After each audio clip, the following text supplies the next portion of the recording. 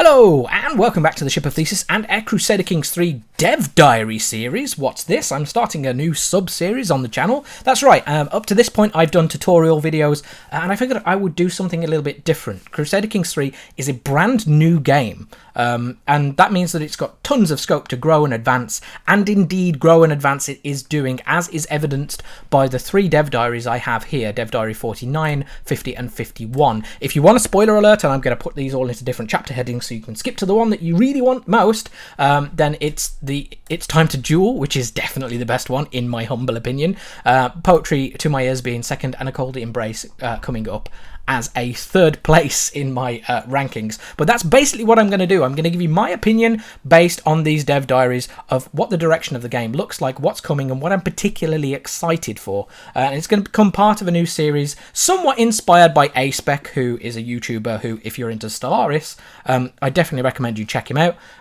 He has unprecedented access to Paradox, which I do not, so he gets to actually talk to the developers, whereas I just get to read this stuff the same as you guys. But I figured not everybody likes to read dev diaries, so allow me to be your humble interpreter and to give you, the 101, the cliff notes, as it were, into what's coming in the game, what to be excited about, and just add a little bit of extra coverage for Crusader Kings 3 and a little bit of buzz of an excitement for anybody like me who thinks this game is pretty awesome. So, at risk of waffling, without further ado, let's get into these dev diaries and explain what they're all about.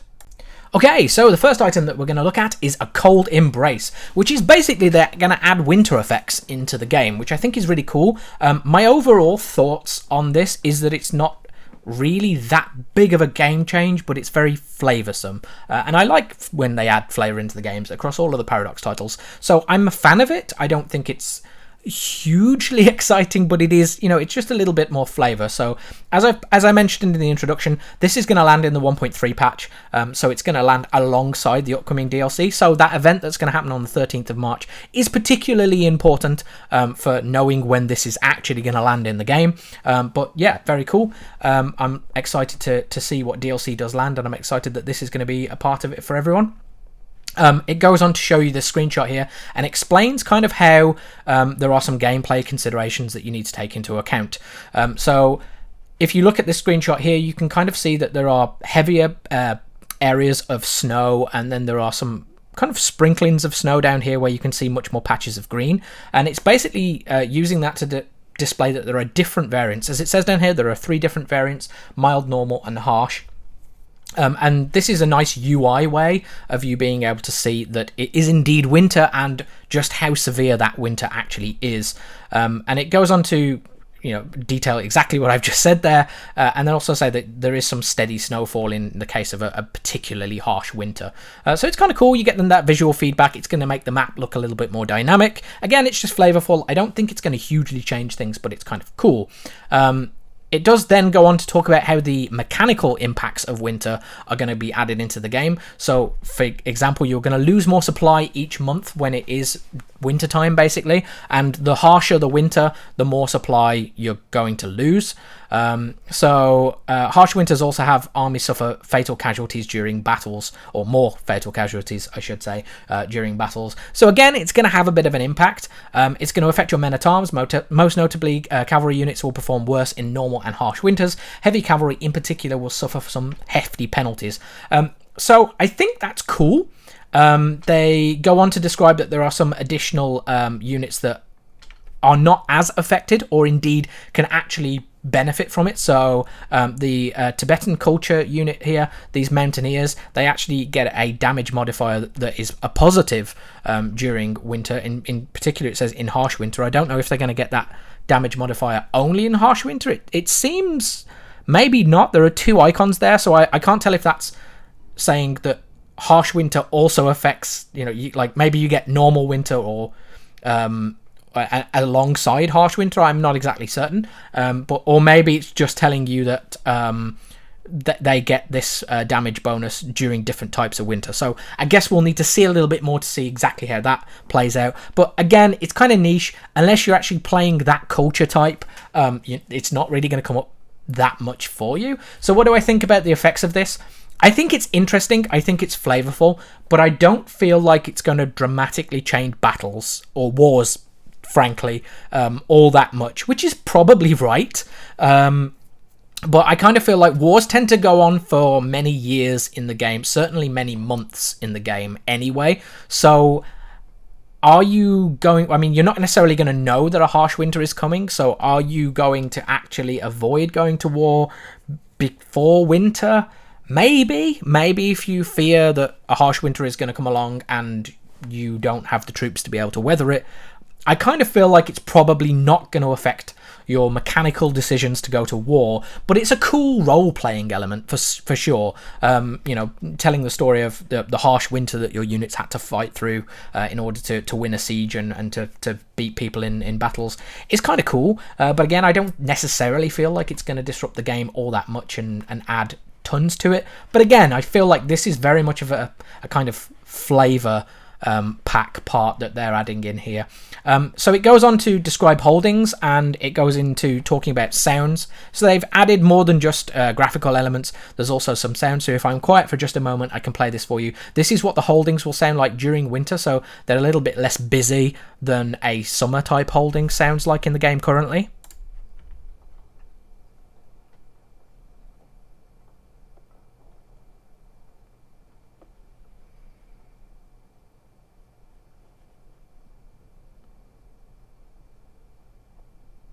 So I'm not going to play the entire thing, but as you can see there, it's just much more subdued.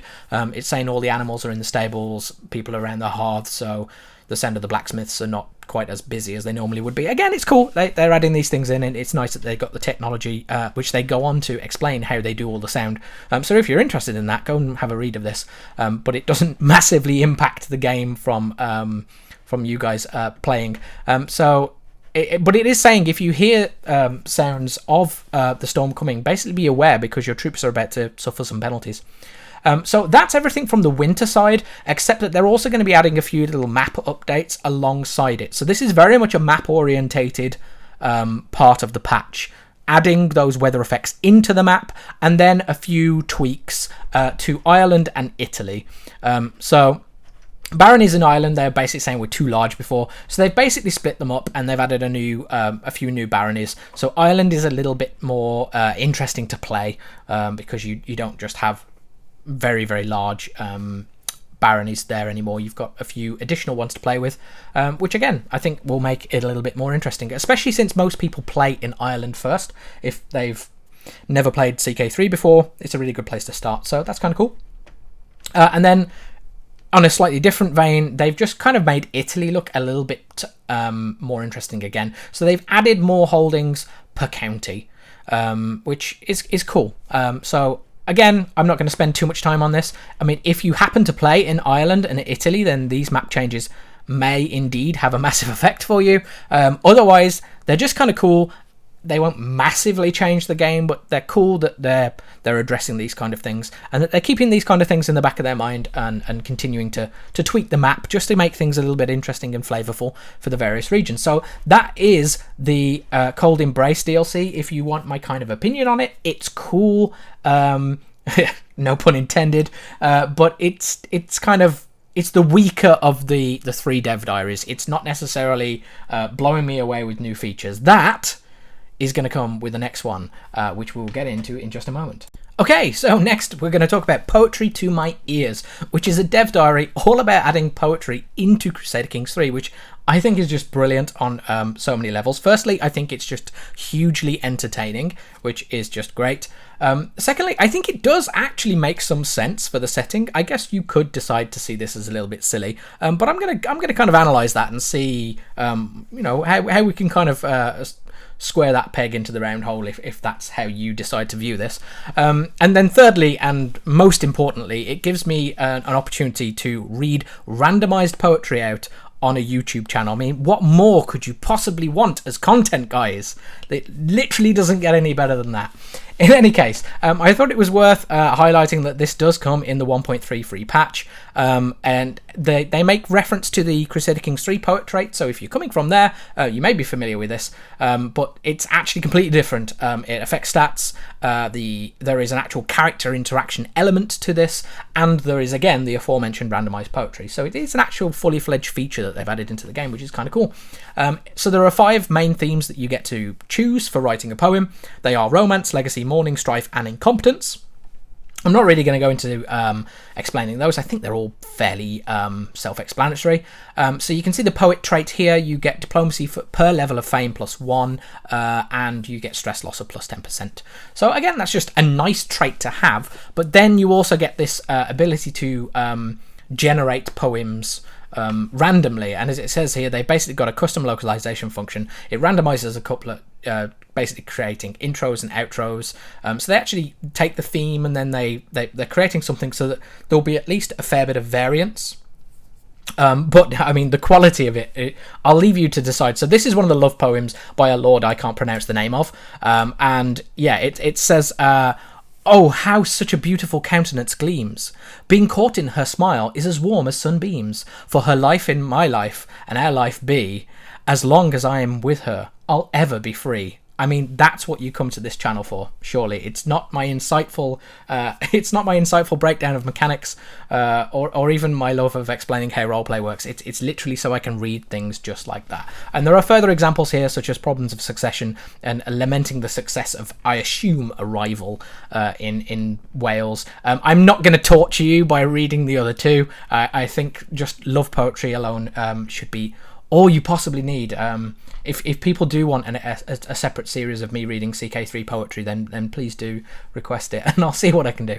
In any case, it actually does have a mechanical impact, which is really, really cool. So one of the first ones, which is, I guess, a little silly but kind of funny, is that characters who are poets and elect to torture their prisoners will frequently spend hours declaiming their very worst poetry to them. As with any use of torture interaction, this can cause a hideous amount of stress. So it's kind of cool that you can basically go down to your dungeon and just read poetry. I kind of like the idea that instead of just, like, maybe you don't know that your poetry is really that bad, but I guess we'll kind of see whether or not you actually are deliberately doing this or not. But yeah, I think that's kind of cool. So more than this, poets can also send poems to most characters within diplomatic range. In all instances, sending a poem costs a little prestige, but the effects available depend on the theme selected, and the themes available depend on who you're writing to. So again, you can't use the same thing in all instances, but I've kind of highlighted here, it says, make them like you, make them like you, make them like you, make them lose a little stress. So that's primarily the function of it. Unless, of course, they dislike your poem, and then they will publicly mock you for it. So the reason I like this is because I think it makes it better than just having the sway interaction. The sway interaction is really important in CK3, but it's kind of, I don't know, it just feels a little bit too generic, right? It's just, oh, well, I just click sway, and then I'm swaying that guy, and then that guy will like me. At least this is actually producing something. Like, you've got to actually put a little bit of thought into it. I appreciate the poem itself is being completely randomly generated, and you are just picking a theme, but it just makes it that little bit more interesting. So I like it from that perspective. I also think that based on the period that this game is set in, it kind of makes sense, right? The nobles are the ones who are writing things, and they're very self-important individuals, so feeling that they can sway the world around them by writing poetry, it kind of makes sense to my eyes. But yeah, I can appreciate that not everyone would like this. So this is the crux of the dev diary, basically being able to generate poems and to send them as basically sway options, really, as I kind of put further up here. It seems that they're mostly about making people like you. There are options to slam people, as it put here, wherein the poet slams their subject for weakness. So it looks like you can deliberately use these things to make people dislike you as well. So I guess you can be writing poems to your rival about how awful they are, and that again is pretty cool. It does also say that you can use these in multiplayer. So again, that's kind of fun. So that's the poet part of this dev diary. We then move on to some patch notes, basically, which makes this dev diary that much more valuable. So I think, again, I'm going to grade this before I read the patch notes. I think if this were the only thing in this dev diary, it would kind of be on par with a Cold Embrace. It's not going to massively change the game.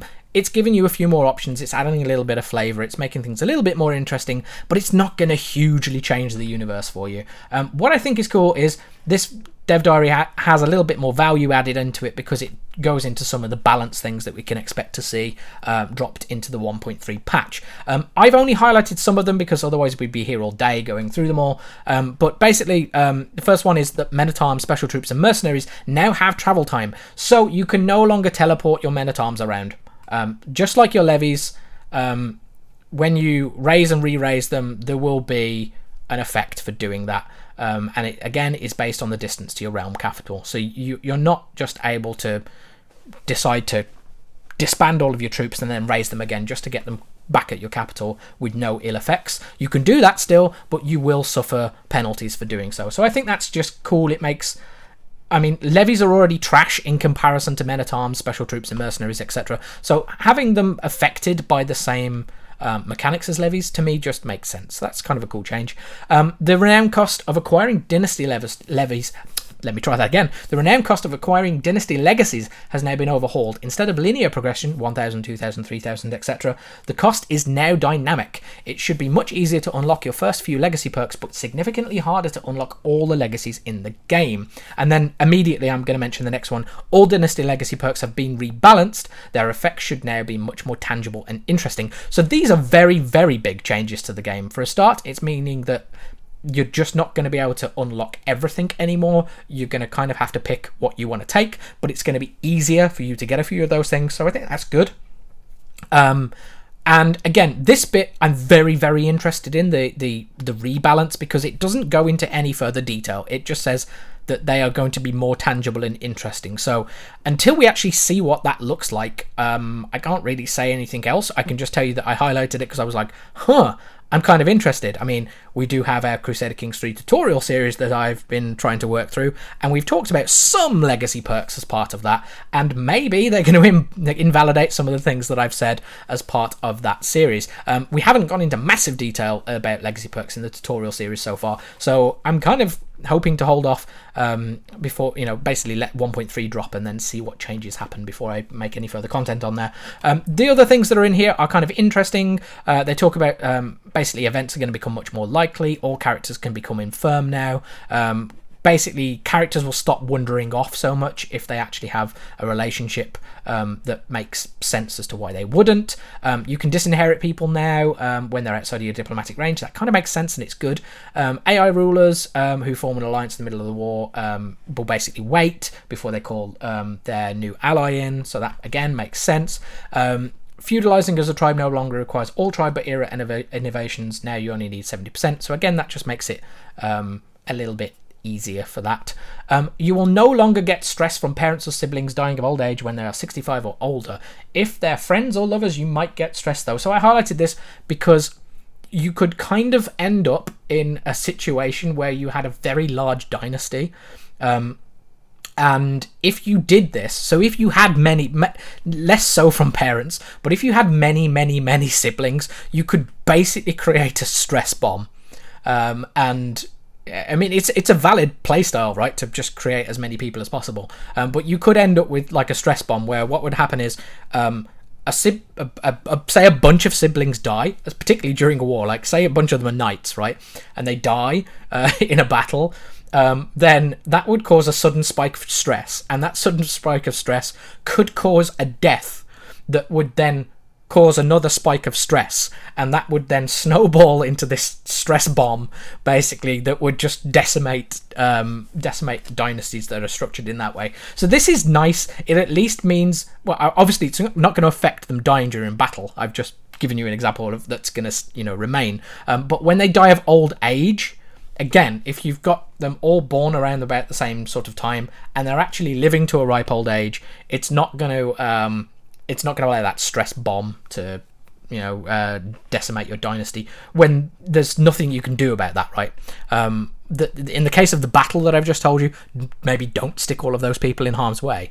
Whereas just getting older, you can't avoid that, right? That's just going to happen as part of the games. And as it says, if they're friends or lovers, you will still get stressed. So it's not like it's gone away, but it sounds like it's been toned down. So I guess it'd be interesting to see how that stress bomb still takes place. So that's why I highlighted that one, because I thought it was kind of interesting. Then there's some more about the interface. Again, I'm not going to go through them all. I will just... the players receiving a warning when their enemy in a war forms a new alliance. I think that's just really, really helpful. All of these are good, but that one in particular, particularly if, I do tutorials for new players, and it's very, very good for new players, because they might be thinking, what the hell's going on? Why is this guy here? So I think that's good. And then everything in game content got highlighted by me, because it's just extra content, and it's cool. So basically you can now equip your characters with anything using the barbershop. I don't think I've actually displayed the barbershop in a tutorial. It doesn't have any mechanical impacts, but you can change the cosmetics of what you're wearing, and it's cool because now you can wear pretty much anything that's in the game. Previously there were certain elements like the Pope's hat that you couldn't put on your character's head, but now you can. And that's just nice. Being able to have more options is fun.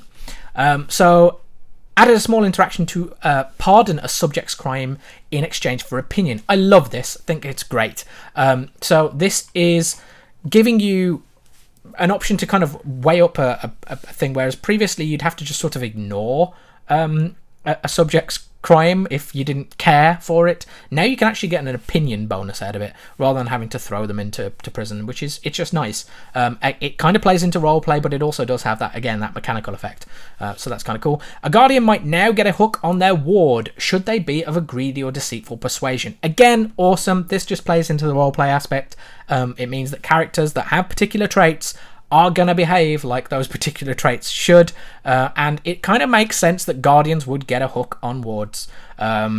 If you look into history and look at the amount of times that wards were manipulated by the guardian that they'd been assigned, this makes sense. So it's cool. You can now offer concubines and consorts to other characters. That's hilarious, and it's just cool. So it got a highlight from me. When offering vassalization, let's try that again. When offering vassalization to a feudal ruler, you may now offer a more lenient contract to improve their chance of accepting. This is awesome.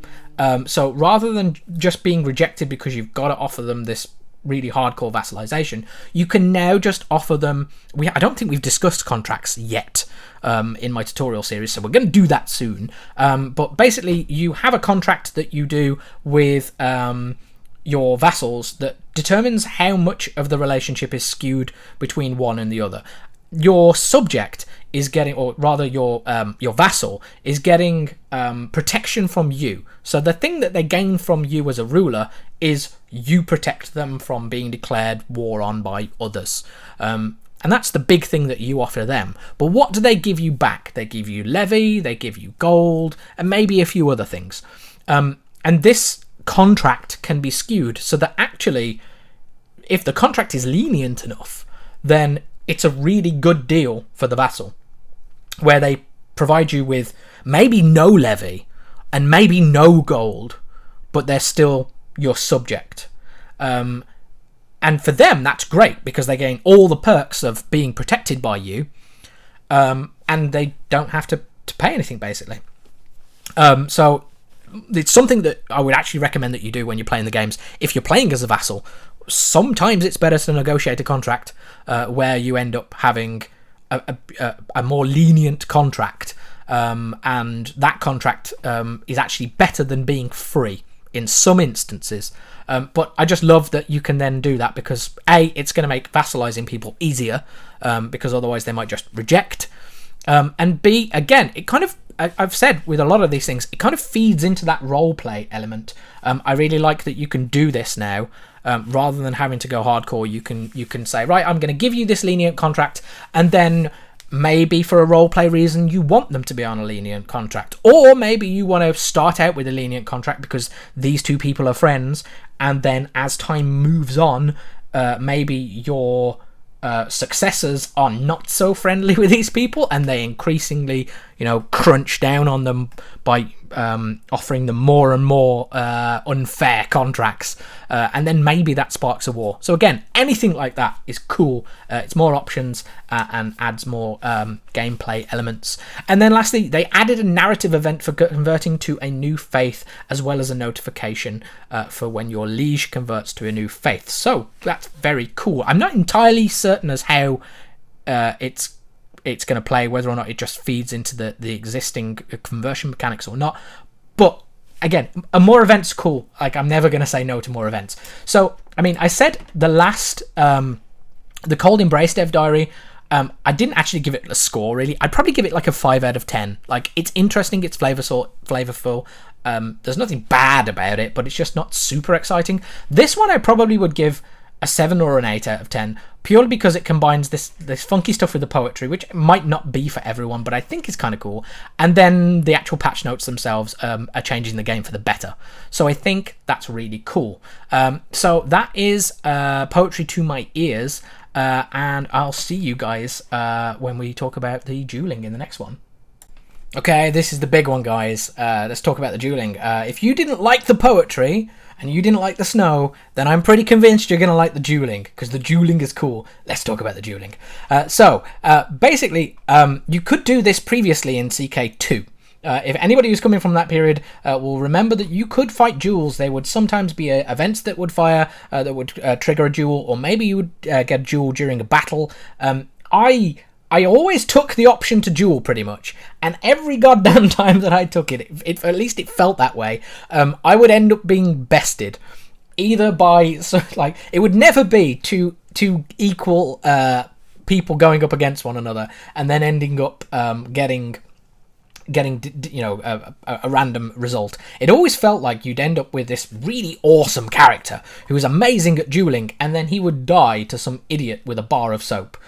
So what I like is that they're kind of revamping the system. It doesn't look like how it looked in CK2.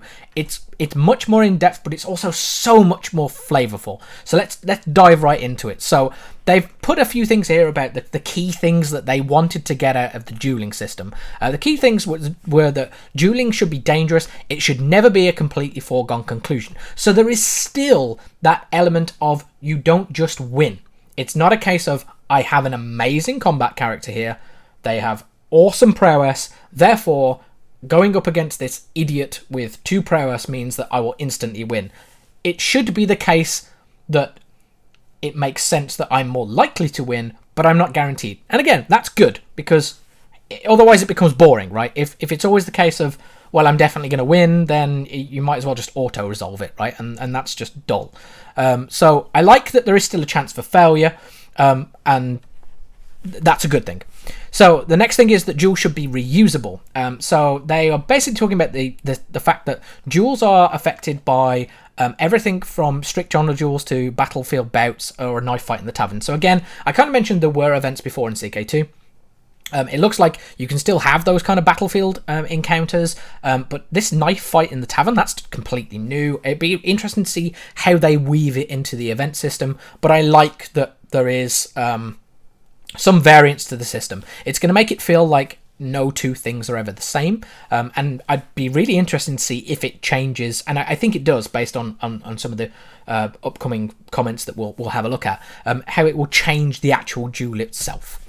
Duel should be variable, so kind of in line with what I've just said, they should vary in content and strategy depending on how the characters are involved, their location, and the circumstances around them. No two fights should ever be totally the same, which is very, very cool.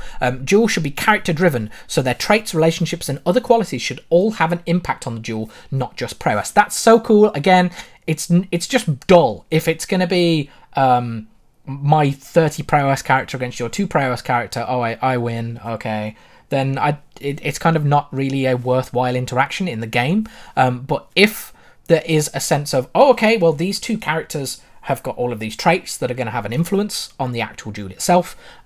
They've got a location that's having, so maybe a fighter starting in a bar, and one of them's kind of snuck up as the upper hand or something like that. It's kind of cool that, you know, a deceitful character maybe gets different effects to an honourable character and things of this nature. So I think that's kind of cool. It's not just down to, well, my character is a kick-ass fighter, so, well, he wins.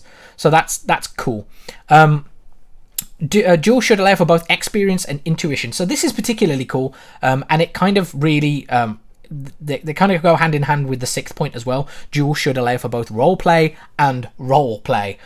So, in effect, they're basically saying here that it should allow you to understand your chances of winning a combat or what you should do next without necessarily having to number crunch this thing. So obviously I do tutorial series stuff on this channel for CK3, so I will of course probably do a mechanical breakdown of how dueling works. But what's nice is that they're building the system in such a way that you shouldn't need to know that in order to get enjoyment and fun and understand the system, and that's very cool.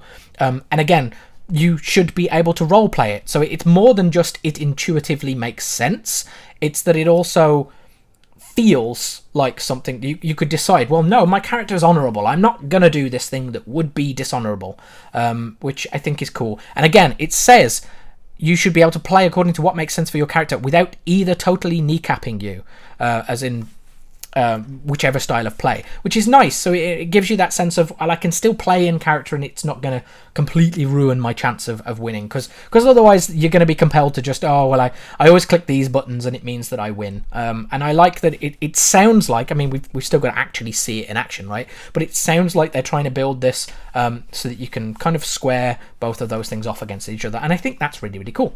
And they do go in a little bit to the mechanics, which is quite cool. So it says that mechanics, all single combats take place between exactly 2 characters. Makes sense, it's a duel. And they are basically predetermined to find out whether or not you'll get wounded or killed as part of the event. I think it can also have some other effects as well, based on some of the things that I read further below. But it's the fight does start out with it knowing you are going to die from this fight, or you may be injured in some way. So combat is divided up into distinct rounds, and those rounds are 2 to 4 rounds. So again, it's a round-based system, but what's nice is you get the option to interact with this system, and the choices that you make will affect the outcome of the overall bout, which I think is very, very cool. And again, it says ending automatically after the 4th round. So you know that all rounds will last 4. It does mention about scripted values, so this can of course be modded by all of the wonderful people in the community who are capable of doing those things. Options available are stylized as distinct combat moves, like headbutting your opponent, rushing into an all-out attack, playing defensively, and so on. So again, I like that. It kind of goes back into that bit that they were saying up here about the way that they want the dueling system to work. Having those stylized moves based off where you are, what your character is. You know, I imagine that playing defensively, all out attack, there are going to be different options that fit different characters, which I think is cool. At the start of your turn in each round, you will randomly draw 3 such options from a pool of available choices, with the relative usefulness and drawbacks of each of the move related to your prowess skill. So again, having a good prowess does matter, because as it says here, the higher your prowess, the more likely you are to draw good moves. The worse your prowess, the more likely you are to draw bad ones. It is a little more complicated than that in practice, but that's how it will feel from a player side. So again, that's really cool. If you've got someone who you're building up to be a really cool knight who is constantly fighting, it makes sense that he has, you know, a toolkit available to him when he goes into some kind of fight, particularly a duel, where he will be better at it. But it's also nice that the other side is going to get options too, and they may just look out. They may just get awesome options. So you don't feel like if you have gone into a duel as a character with, you know, 3 prowess up against somebody with 30 prowess, that you necessarily are going to lose. You can maybe read the options and work out what's best to do. And again, that gives you massive options both from a mechanical perspective and from roleplay, so I really like that. Instead of regular combat moves, you may also draw a special move. Rather than being based on just your prowess skill, these take into account your traits, location, special relationships between you and your opponents, and all manner of other things. So we kind of said all of that already. As a rule of thumb, special moves tend to either offer a better payoff than standard combat moves, or else give secondary effects outside the duel, so you might gain dread, or lose stress, or such, so on and so forth. The primary method of winning a bout is to gain enough likelihood of success. So effectively, what it's saying here, and it says further on, it talks about risk of injury. There are two main components to the duel. Effectively, your likelihood of success will determine whether or not you win this duel or not. So your job, really, in this duel as a combatant, is to make sure that your likelihood of a success is as high as possible. And you could kind of then, as a high prowess character, you could just hold on. And you could just try and get to the end of the entire bout without increasing your risk of injury. So it sounds like, really, as it goes on, I'll read the rest so that I can better explain it. In a penultimate round of a fight, by default, though, this can be changed by tweaking numbers, so again, modding, it becomes much easier to both win and to injure yourself, and certain special moves can also adjust these thresholds. If after the final round of the fight there is no winner, then the highest prowess skill wins. So, having high prowess still, again, matters. Not only are you going to draw more cards that make sense for a duel that are, basically high power cards, but if you get to the end of the fight with the highest prowess, then you win. The key thing here, though, and it does mention that the AI selects based off its personality, again, which is cool, is the bonuses and malices that get applied using this dual edge system. So, what does all of this mean? If you've been listening so far and thinking, what the hell does this mean? It basically means that your prowess is a modifiable stat during the course of the fight. And as a 30 prowess character, all I need to do against a prowess level 3 character is get to the 4th round and be defensive, effectively. I could just play safe, sensible, good moves that don't increase my risk very highly. And because I already have such a disparity between myself and my opponent in prowess, then I'm going to win, because once you get to the final round, having the highest prowess wins. But there are bonuses and malices, and they're kind of then tied to your risk of injury and your likelihood of success. So increasing your likelihood of success and increasing your risk of injury at the same time, which is kind of what it's suggesting, means that you could play recklessly. So as a prowess level 3 character going up against this, prowess level 30, maybe it's worth taking the risk, which is nice because it gives you the option to decide that. Do you want to risk injuring yourself, and then not only are you going to be injured, but you then risk losing the entire bout? But maybe it's worth it if you can take down this really powerful adversary that you're going up against.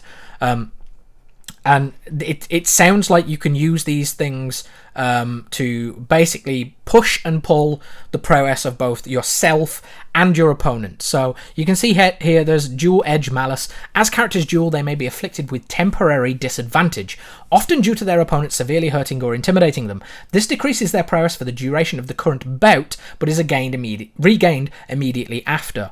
So effectively, I can temporarily lower your prowess stat. So that's really cool. It means that these things are not a foregone conclusion, because based on the choices that I make, and a little bit of luck, I imagine, thrown into the mix, then maybe I can bring your prowess down to a level that I can defeat you. Likewise, it says dual edge bonus. As characters duel, they may temporarily gain advantage, such as levering terrain, special traits. This increases their prowess for the duration of the current bout, and is lost immediately after. So again, maybe that prowess level 3 character goes into that fight and has maybe snuck up on the unsuspecting prowess level 30 character and hit him with a bottle first, and now he's got a bonus for sneaking up on him, and maybe he also caused a malice at the same time. So I think this is really, really cool. I think it really plays into a push and pull system that just, it makes it feel very interactive. It makes it feel like a duel in that respect, right? It's not just we go here, we crunch the numbers, you got higher than me, so you win.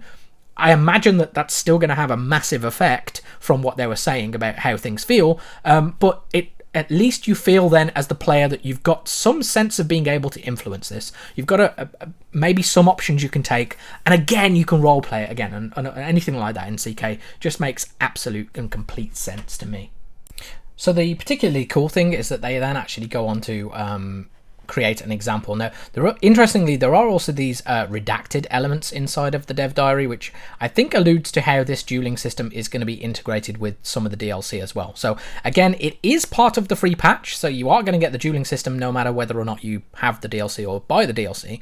But it sounds like maybe it will be used in certain ways inside of the DLC. We've got this invalidation event here that's redacted, and then we also have talking about how there are several ways to use the system in game at the moment, with the most noticeable being an interaction to duel your rivals, now unlocked by the Chivalry Lifestyle Tree's Stalwart Leader perk, pictured a ways above. We also use it in several paid events in 1.3, of course the all-new redacted interaction. So we know we're getting a new interaction as part of the DLC, but we just don't know what it is. And I guess it could well even involve duels. So I guess I'm interested in seeing what that will be. But for now, let's have a look at the example fight that they give. So hopefully you caught up with my attempt at explaining it earlier on. But let's have a look at how they've broken it down for us. So what they've done here is, rather unfortunately, they've used two individuals that seem to have the same name. But in any case, you've basically got the character that they are playing as here, who has a pretty poor prowess of 7, and you have a prowess of 16, which is just above high end of average, I suppose. So what it's saying here is that he'll be rolling average to excellent moves. 16 is, I think 10 is considered average. So 16 being above average means he's going to get either average or good moves because of his prowess. But because we've got pretty crappy prowess, which is below average, then we'll probably be getting below average moves. And he says, with that said, there is still a strategy here. He can see that his son is deceitful and craven. So again, we can see here, he has the coward and the deceitful trait. So based on the fact that we know that he has those personality traits, that should influence the moves that he is likely to take. As he says here, he's either likely to be cautious or cunning. So you can kind of use that as some form of feedback. So these this dialogue here that I will read out, in fact, it's basically starting a single combat. For a brief few moments, Musa and I pace in the lazy half-circles, each watching for an opening. I heft my sword ready to defend myself, while he clutches his mace firmly to hand. This fight may only be till first blood, but that doesn't ease my nerves. With a sudden twitch, our bout begins. Unexpectedly, Musa manages to swing a vicious kick for my shin, momentarily hobbling me. And then you get a bunch of reaction options.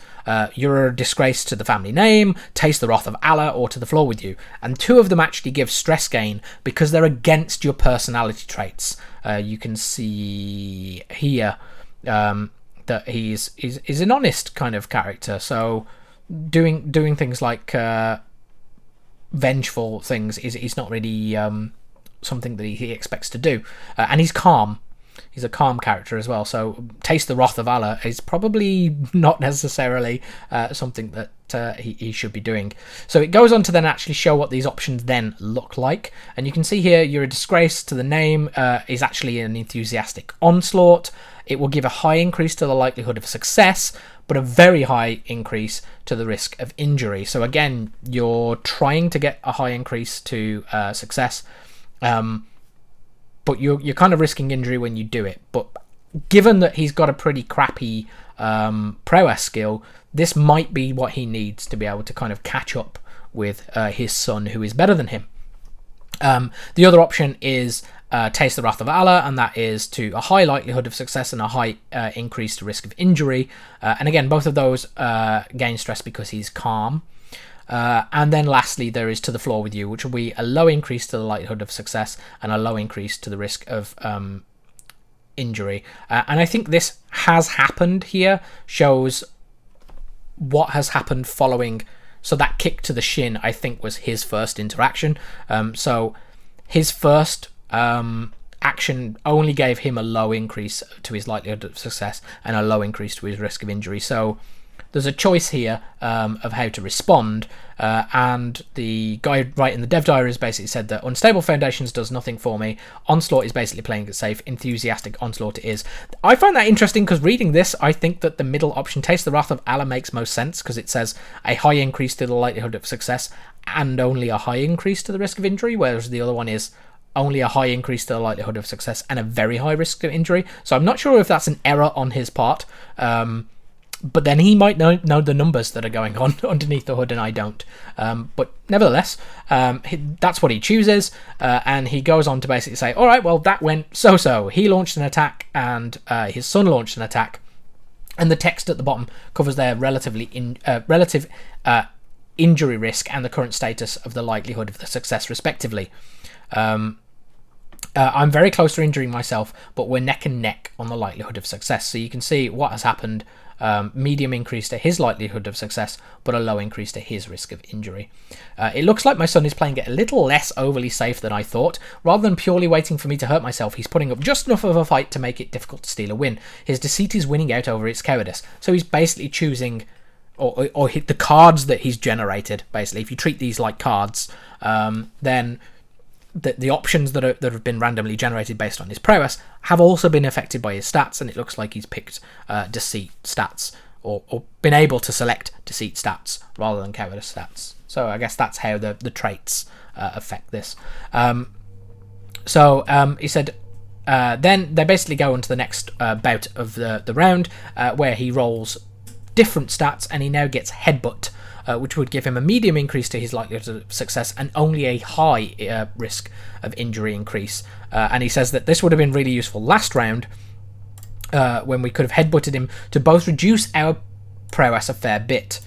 Both of our prowess a fair bit. We're already stuck rolling for poor moves, so it would have only made us marginally worse, which is an interesting strategy, right?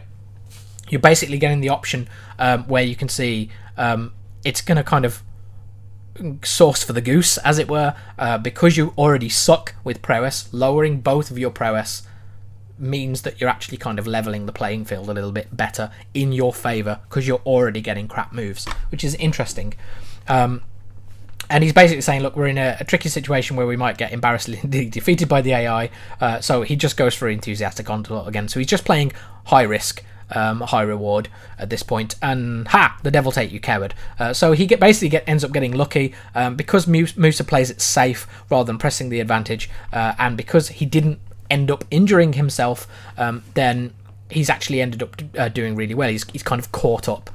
Either his injury risk will finish him off, or he'll get further enough across the threshold that he can win. He said, let's take a look at the new moves. So he can kind of wait it out, stay patiently still, hoping that his opponent will make a mistake, which is a low increase to his as in the character's likelihood of success, and a medium increase to the risk of his injury. And he will also lose some stress because he's calm. But again, the effect is no increase to the risk of injury for his son, and only a low increase to the likelihood of his success.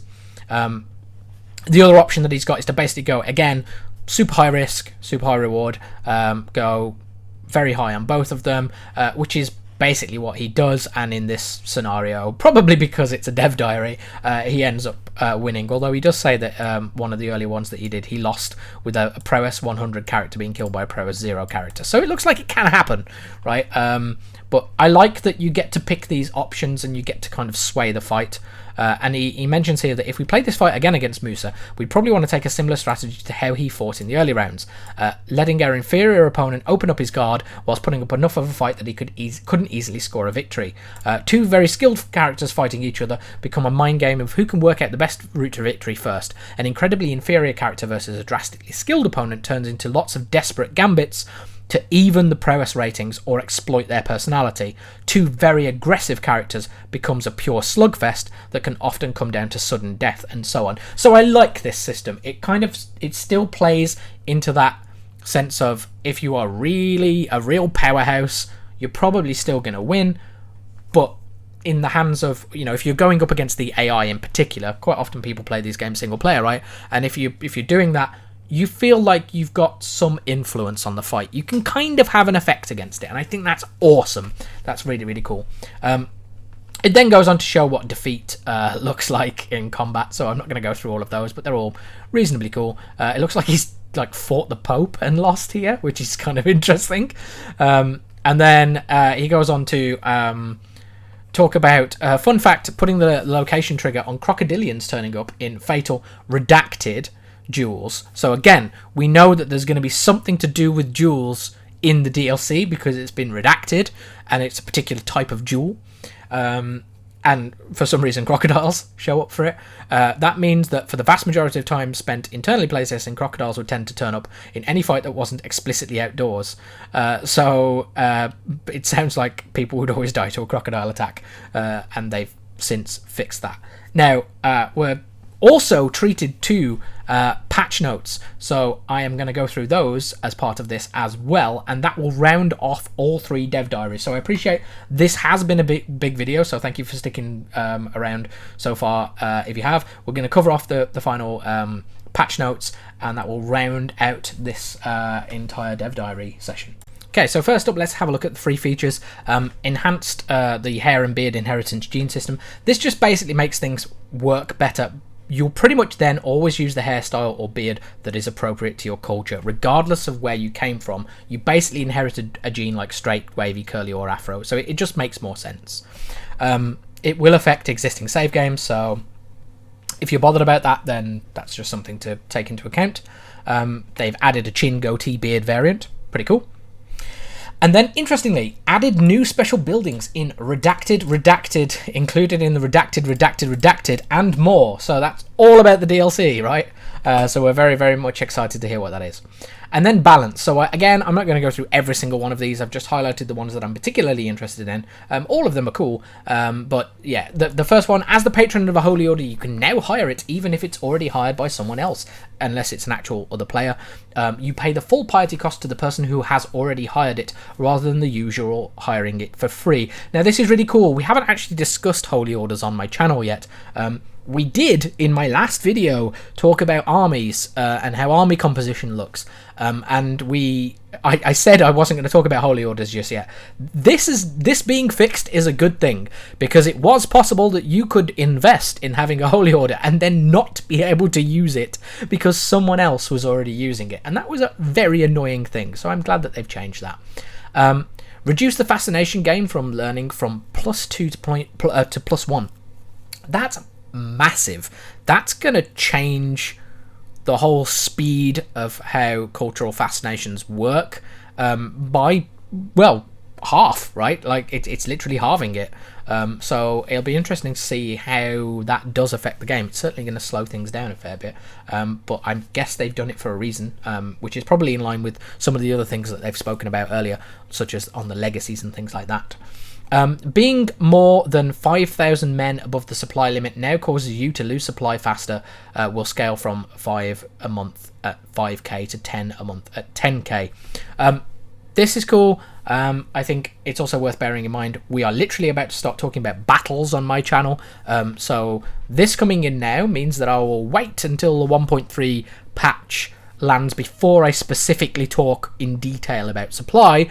But yeah, it's an interesting change, and it does kind of make sense, right? The more you are over a supply limit, the worse you will be affected by it. Imprisoning and executing characters of no particular status, i.e. lowborns, now yields much less tyranny. I quite like executing prisoners. It creates a lot of dread, and it's annoying when you incur a lot of tyranny when you are executing nobodies. So this is a cool change. The Pope is now more willing to lift excommunications, but doing so costs the excommunicated a level of fame. I like that. It just makes being excommunicated easier to deal with, but losing a level of fame is still a big deal, so it's a trade-off. I like it. When a claimant faction succeeds in their goal, they will free the claimant from prison if they were a prisoner of the old title holder. This just makes sense, right? If a faction manages to win, and it just makes sense, right? They can free a prisoner, whereas previously they'd be stuck there. So this just makes sense.